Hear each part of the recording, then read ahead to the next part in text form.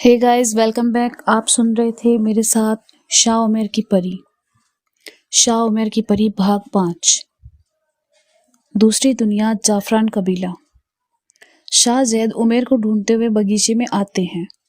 वो इधर उधर दिखते हैं मगर उन्हें उमर नजर नहीं आता। फिर उनकी नजर पेड़ पर पड़ती है तो उन्हें उमर पेड़ पर सोया हुआ आराम से दिखता है।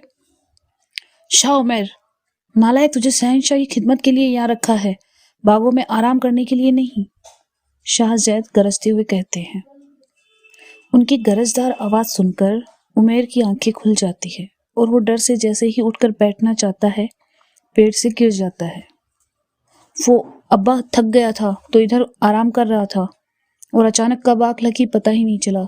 उमर उठकर संभलते हुए कहता है। आराम करने के लिए घर और नौकरों के भी कमरे हैं। तुमने ऐसा कौन सा काम कर लिया जो तुम थक गए? शाह जैद गुस्से में कहते हैं। उमर बेचारा खामोशी से खड़ा अपने अब्बा की तरफ देखता रहता है। अब मेरा मुंह ही ताकोगे या कुछ काम भी करोगे? चलो अंदर, शाह जैद कहते हुए चले जाते हैं। उमर भी अंगड़ाई लेते हुए महल की तरफ चल देता है। उसकी नजर शहजादी मरियम पे पड़ती है जो अपनी बालकनी से सब देखकर जोर जोर से हंस रही होती है। उमर मुंह बनाकर अंदर आ जाता है और शहंशाह के कमरे की तरफ चल देता है। खाना खाया कि नहीं? शाह जैद चलते चलते पूछते हैं। नहीं अब्बा, अभी नहीं खाया, उमर जवाब देता है। उमर, पहले जाकर खाना खा लो फिर कुछ काम करना, शाह जैद उमर को रोकते हुए कहते हैं। जी अब्बा, अभी जाता हूँ, आज घर से खा कर आता हूँ, कई दिन हो गए घर पर गए हुए, उमर कहता है। घर नहीं जाना, अभी कुछ दिन यहीं रहो। जाकर रसोई की तरफ नौकरों का रूम है, वहीं पे सब खाना खाते हैं, तुम भी वहीं खाना, शाह जैद उमर को समझाते हुए कहते हैं। अच्छा, मतलब यहाँ का नौकर बना के रख दिया है मुझे। अब पता नहीं कब तक यहाँ कैद रहूंगा, सोचते हुए उमर खाना खाने चला जाता है। इधर नफीसा मौके की तलाश में रहती है कि कब अमायरा किसी काम से मशरूफ हो और वो उमर के कमरे में जाकर उस आने वाली लड़की को देखे। आपी, आप अभी तक काम कर रही हैं, कभी तो आराम कर लीजिए, नफीसा अमायरा से कहती है। क्या बात है, आज मेरी बहन को मेरी बड़ी फिक्र हो रही है, सब खैरियत तो है? अमायरा जाने माज बिछाते हुए कहती है। कुछ नहीं, आप नमाज पढ़ो, मैं अभी आती हूँ, वजू करके, नफीसा कहती हुई सीधा उमर के कमरे में जाती है।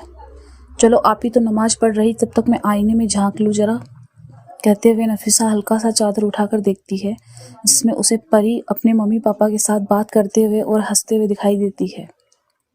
या अल्लाह, ये तो हमारी ही तरह खूबसूरत और बहुत प्यारी है, बस इसकी आंखें भूरी है।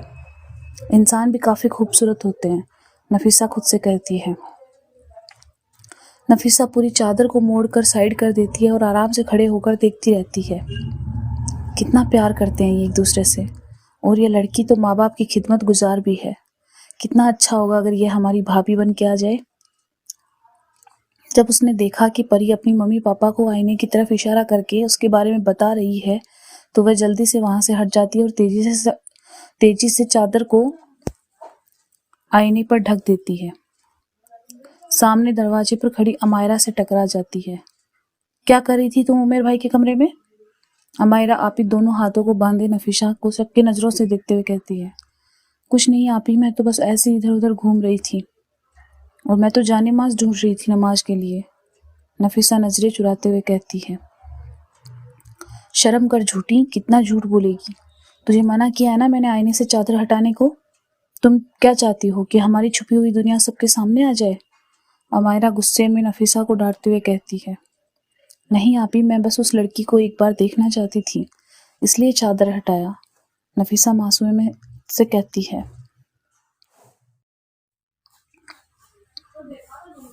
तुम्हारे और उमर भाई के अंदर बस शरारतें भरी हुई है, मुझे ही कुछ करना होगा, कहते हुए अमायरा आईने के पास जाती है और कुछ पढ़कर आईने पर फूंक दे देती है। अमायरा आपी, ये आप क्या कर रही हैं? नफीसा चौंकते हुए कहती है। जब तक हम ना चाहें आईने में ना कोई हमें देख सकता है ना हमें नजर आएगा। अब ये एक आम आईने जैसा हो गया जिसको चादर से ढक कर रखने की जरूरत भी नहीं है। ऐसा ना करती तो तुम हम सबका इसमें नुकसान था। अमायरा आईने से चादर हटाते हुए कहती है, बस मैं किसी तरह आईने वाली लड़की की बात उमेर भाई तक पहुंचा दूं, फिर सुकून मिलेगा मुझे। नफीसा मन ही मन सोचती है, फिर अमायरा के साथ बैठकर कुरान पढ़ने लगती है। परी का शहर धनबाद। कितनी बार तुम्हें बोला है कि ध्यान से काम करो, मगर पता नहीं तुम कौन सी दुनिया में रहती हो। बार बार एक ही गलती अभी नहीं सीखोगी तो कब सीखोगी। परी के सीनियर मनोज सर परी की टेबल पर फाइल पटकते हुए कहते हैं, सर क्या हो गया, आप इतना चिल्ला क्यों रहे हो। परी अपने चेयर से उठते हुए कहती है, क्या हो गया, तुम्हें बोला था ना हर महीने की 10 तारीख तक बैंक में स्टॉक डिटेल्स चले जाने चाहिए, और आज 20 तारीख हो रही है, बैंक से मुझे बार बार कॉल आ रहा है। मनोज सर परी को उसकी गलती याद करवाते हुए कहते, सॉरी सर, मुझे याद नहीं रहा, आइंदा से ऐसी गलती नहीं होगी। परी शर्मिंदा होते हुए कहती है, दोबारा ये गलती हुई तो बॉस से कह के तुम्हारी नौकरी खत्म करवा दूंगा। मनोज सर कहते हुए अपनी चेयर पर बैठ जाते हैं। परी, लंच नहीं करना क्या? लंच टाइम हो गया, परी के कलीग्स पंकज गुप्ता पूछते हैं। बस कुछ टाइम बाद सर, अभी एक पेंडिंग काम है, उसको कंप्लीट कर लूँ, वरना मनोज सर लंच के समय वापस आएंगे और इनकम्प्लीट रहेगा तो फिर चिल्लाएंगे, तो मैं कंप्लीट करके ही खाऊंगी। परी रिपोर्ट बनाते हुए कहती है, ठीक है तुम काम करो, मैं बाहर जा रहा हूँ लंच करने, ध्यान देना बॉस अगर आवाज़ दे तो मेरे बारे में बता देना। पंकज कहते हुए ऑफिस से बाहर चले जाते हैं और परी अपने काम में मग्न हो जाती है। सब लंच करने गए हैं क्या? कितनी देर में आएंगे? परी के बॉस सुमित कुमार टंडन परी के कैबिन के दरवाजे पर खड़े होकर कहते हैं। जी बॉस, अभी अभी सब लंच करने गए हैं, आ जाएंगे 15 मिनट में। परी कहती है, तुमने लंच नहीं किया? कर लो, बहुत टाइम हो गया है। कहते हुए सुमित परी की कैबिन में आते हैं और परी के बगल में खड़े हो जाते हैं। नहीं बॉस, वो कुछ काम पेंडिंग था, उसी को कंप्लीट कर रही हूँ, उसके बाद खाऊंगी। परी जवाब देती है और मन ही मन सोचती है कि आज बॉस मेरी कैबिन में अचानक, ऊपर से कोई मौजूद भी नहीं है ऑफिस में। मुझे जरा अग्रवाल का लीडर दिखाना, कितना बाकी है उसका पैसा। कहते हुए परी के बॉस उससे सटकर टेबल पे हाथ रखकर झुककर खड़े हो जाते हैं। जी बॉस, अभी दिखाती हूँ। कहते हुए परी टैली खोलकर अग्रवाल इंटरप्राइज का लेटर बॉक्स दिखाती है। इसका 4,35,000 रुपये बाकी है। परी घबराते हुए कहती है, जरा इंदू सेल्स का दिखाना। कहते हुए सुमित टंडन परी के हाथों के ऊपर बार बार अपना हाथ रख देता है। परी अपना हाथ तुरंत अपने बॉस के हाथों से हटा लेती है। इस तरह कभी कभी उसके बॉस उसके कंधे को तो कभी पीठ पर हाथ रख देते हैं। बॉस, आप मुझे लीडर दिखाने दो या मैं हट रही, आप खुद बैठकर देख लो। कहते हुए परी चेयर से खड़ी हो जाती है। तुम मुझे देखना सिखा दो, एक बार मैं खुद देख लूंगा। कहते हुए सुमित टंडन परी के और करीब आकर अपना हाथ उसके सीने पर रख देते हैं।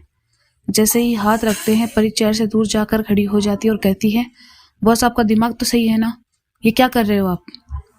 उसका बॉस उसकी बातों को अनसुना करके फिर जैसे ही उसकी तरफ बढ़ता है, पंकज गुप्ता की आवाज़ सुनकर परी से दूर हटकर खड़ा हो जाता है और कहता है, जो लिस्ट मैंने दिया उसे रेडी कर दो, और फिर अपने कैबिन में वापस चला जाता है।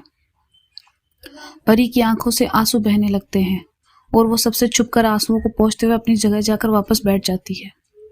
अरे परी, तुम अभी तक काम कर रही हो, चलो उठकर खाना खा लो। पंकज कहता है, मन नहीं है खाने का, घर जाकर खा लूंगी। परी स्टोक का काम करते हुए भारी आवाज में कहती है,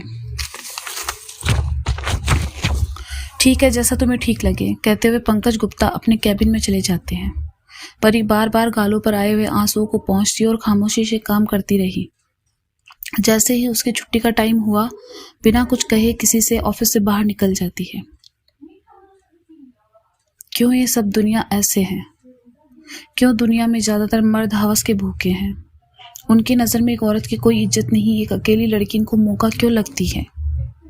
मैं क्या करूं मेरे अल्लाह, तू ही बता मुझे। काश के मेरी मजबूरी ना होती तो आज मैं ये जॉब छोड़ देती। परी रोते हुए कहती है और घर की तरफ चल देती है। तो दोस्तों, ये थी शाह उमेर की परी की कहानी। इसका अगला भाग जल्द ही मिलेगा। तब तक के लिए बने रहिए मेरे साथ। Thank you so much.